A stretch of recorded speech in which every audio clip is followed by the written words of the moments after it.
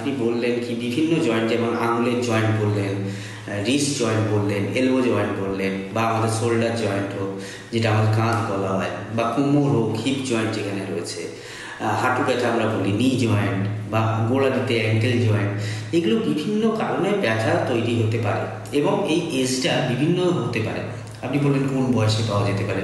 এটা আগেকার দিনে আমরা ভাবতাম কি একটা নির্দিষ্ট এজের পর, মানে 40, 50 বা 60 বছর বয়সে একটা বার্ধক্যজনিত রোগ বা জেরিয়াট্রিক প্রবলেম যেটাকে বলা হয় কি আমাদের ব্যথা যন্ত্রণা হতে পারে। কিন্তু এখনকার সময় দেখা যাচ্ছে কি ইয়াং জেনারেশনের মধ্যেও কিন্তু এই ধরনের ব্যথা যন্ত্রণার প্রবণতা দেখা যাচ্ছে। তার বিভিন্ন কারণ রয়েছে। কেউ সিডেন্টারি ওয়ার্ক করছে, অনেকক্ষণ ধরে বসে বসে কাজ করছে, তার ফলে সার্ভাইকাল স্পন্ডিলাইটিস মানে ঘাড়ে ব্যথা বা কোমরে ব্যথা, লাম্বার স্পন্ডিলাইটিস হচ্ছে। বা ছোটো বয়সে কখনো আঘাত পেয়েছেন, পড়ে গেছেন, পা পিছলে, অনেকেই পড়ে যান, দালানে পড়ে গেছেন, বা হাঁটতে গিয়ে বা সিঁড়িতে উঠতে গিয়ে পড়ে গেছেন, বা বাসে উঠতে গিয়ে পড়ে গেছেন। তো পড়ে যাওয়া থেকে আঘাত হয়েছে হয়তো কোমরে বা হাঁটুতে, কখনো বাইক অ্যাক্সিডেন্ট হতে পারে। তো সেইখান থেকে একটা ভবিষ্যতে গিয়ে আপনার অস্টিও আর্থারাইটিক চেঞ্জ আসতে পারে।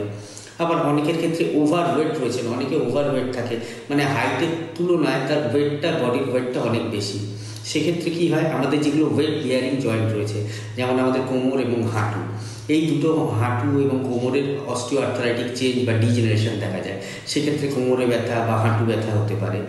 কিন্তু আজকে আমি এইগুলোর মধ্যে, এত সব ব্যথার মধ্যে অ্যাঙ্কাইলোজিং স্পন্ডিলাইটিস রয়েছে, যেখানে কী হয় আমাদের দুটো ভার্টিব্রা, যে ভার্টিব্রাল কলমটা রয়েছে, cervical, lumber, thoracic, sacrum, coccyx, এই যে ভার্টিব্রাল কলমটা, এটা টোটালটা স্যাক্রেলাইজড হয়ে যায়, মানে জুড়ে যায়, যার ফলে আমাদের শিরদাঁড়াটা বাম্বু স্পাইন হয়ে যায়, সামনের দিকে বেঁকে যায়, ঝুঁকে যায়। সেক্ষেত্রে এক ধরনের পেন আসতে পারে। কিন্তু আজকে এতগুলো জয়েন্ট পেনের মধ্যে আমি একটা ছোট্ট বিষয় নিয়ে আলোচনা করব। এটা অনেক পেশেন্টের মধ্যে দেখা যায়, যেটা হচ্ছে রিউমাটয়েড আর্থ্রাইটিস বা স্মল জয়েন্ট পেন, বা আয়ুর্বেদে বলা হয় আমবাত।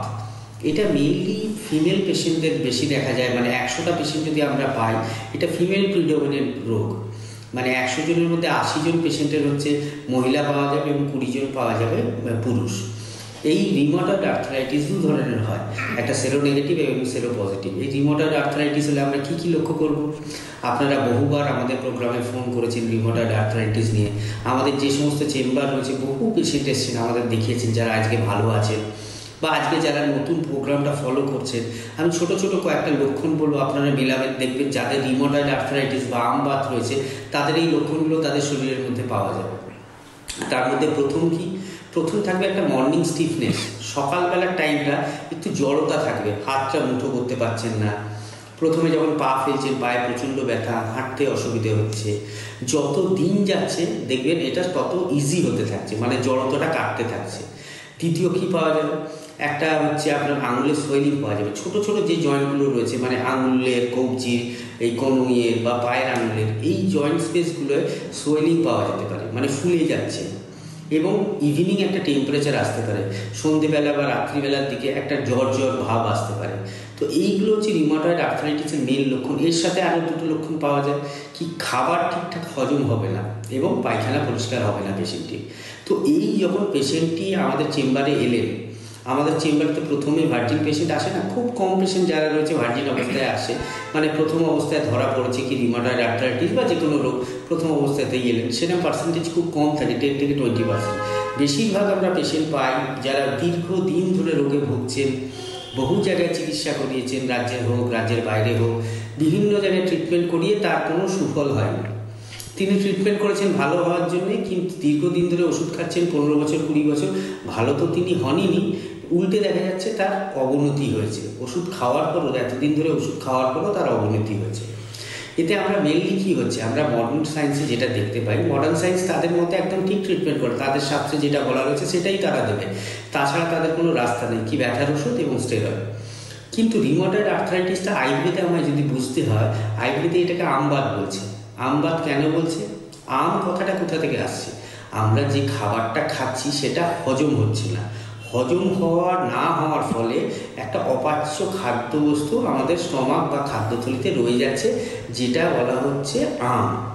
এই আমটা তৈরি হওয়ার মেন কারণ কি, আমাদের হজম শক্তিটা কমে যাচ্ছে বা আমাদের শরীরে যে অগ্নি বলটা রয়েছে সেটা কমে যাচ্ছে, তাই ঠিকঠাক প্রপারলি হজম হচ্ছে না। তো এবার আমরা অন্যপ্যাথির ক্ষেত্রে কি হচ্ছে, অন্যপ্যাথিতে এইটা ট্রিটমেন্টটা করছে না, অন্যপ্যাথির কি হচ্ছে, তার যে সিমটমগুলো হচ্ছে, তার যে লক্ষণগুলো বাইরে আসছে, কি ব্যথা, যন্ত্রণা, ফোলাভাব, জ্বর, তার ট্রিটমেন্ট করছে। কিন্তু আয়ুর্বেদ কেন এতে এত সফল রিউমাটয়েড আর্থ্রাইটিসের চিকিৎসা? আয়ুর্বেদ এটার গোড়া থেকে চিকিৎসা করছে এবং রোগটাকে গোড়া থেকে ঠিক করছে। কি করছে? আমার যে খাবারটা হজম হচ্ছে না, আমরা প্রথমে কি করব, আমরা অগ্নি বলের ট্রিটমেন্ট করব, যাতে তার হজম শক্তিটা ভালো হয়।